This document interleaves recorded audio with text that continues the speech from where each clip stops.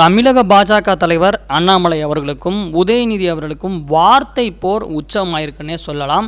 அதாவது தமிழக பாஜக தலைவர் அண்ணாமலை அவர்கள் செய்தியாளர்களை சந்திக்கும் போது கச்சத்தீவு விவகாரத்தில் நான் திமுக பொய் சொல்கிறாங்க அப்படின்னு சொல்லியிருக்காரு. அதே மாதிரி 10 வருஷமாக பிரதமர் மோடி அவர்கள் ஆட்சியில் இருக்கார். ஸோ அவர் மக்களுக்கு உழைக்கிற உழைப்பையும் முதல்வர் ஸ்டாலின் அவர்கள் மக்களுக்கு உழைக்கிற உழைப்பையும் நீங்கள் ஒப்பிட்டு பாருங்க அப்படின்ற ஒரு விஷயத்த சொல்லியிருக்காரு.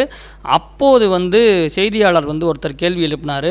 உதயநிதி அவர்கள் 29 பைசா மோடி அப்படின்ற ஒரு வார்த்தையை பிரச்சாரத்தில் யூஸ் பண்ணுறாரு. அதை பற்றி நீங்கள் என்ன நினைக்கிறீங்க அப்படின்னு சொல்லி கேட்கும்போது உதயநிதி அவர்களுக்கு தமிழக பாஜக தலைவர் அண்ணாமலை அவர்களும் ஒரு 3 பேர் வரிசையாக சொல்லிட்டாரு. பியர் உதயநிதி, டாஸ்மார்க் உதயநிதி, அதுக்கப்புறம் ட்ரக்ஸ் உதயநிதி, இந்த மாதிரி நாங்கள் நாளைக்கு கூப்பிடுவோம், மரியாதைக்காக பேசாமல் இருக்கோம் அப்படின்ற வார்த்தையை யூஸ் பண்ணியிருக்காரு.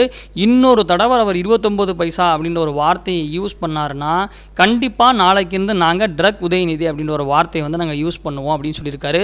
ஸோ இதனால் உதயநிதி அவர்களுக்கு புதிய பெயர் தமிழக பாஜக தலைவர் அண்ணாமலை அவர்கள் சூட்டியுள்ளார் அப்படின்னு தகவல் பரவிக்கிட்டே இருக்கு. ஸோ இதனால் அண்ணாமலை அவர்களுக்கும் உதயநிதி அவர்களுக்கும் வார்த்தை போர் உச்சமடைந்திருக்குன்னே சொல்லலாம். ஏன்னா ஆரம்பத்திலேருந்தே இவங்க 2 பேருக்குமான வார்த்தை போர் தொடங்கிட்டே இருக்கு. ஏன்னா திமுக காரங்கனாலே உங்களுக்கு தெரியும், நிறைய ஒன்றிய அரசுனாங்க மத்திய அரசை, அதுக்கப்புறம் செங்கல் கல்லை எடுத்துகிட்டு போய் எய்ம்ஸ் மருத்துவமனை, இந்த மாதிரி பிஜேபி மேலே தொடர்ச்சியாக இந்த மாதிரி ஒரு புனைப்பெயர் வச்சு அவங்க பிரச்சாரத்தில் ஈடுபட்டுக்கிட்டு இருக்காங்க. ஸோ அதுக்கு வார்னிங் கொடுக்கும் விதமாக அண்ணாமலை அவர்கள் சொல்லியிருக்காரு, ஒருவேளை மீண்டும் அவர் 29 பைசா பிரதமர் யூஸ் பண்ணாருன்னா கண்டிப்பாக நாங்கள் ட்ரக்ஸ் உதயநிதி அப்படின்ற ஒரு வார்த்தையை யூஸ் பண்ணுவோம் அப்படின்னு சொல்லி உதயநிதி அவர்களுக்கு தமிழக பாஜக தலைவர் அண்ணாமலை அவர்கள் எச்சரிக்கை கொடுத்திருக்காரு.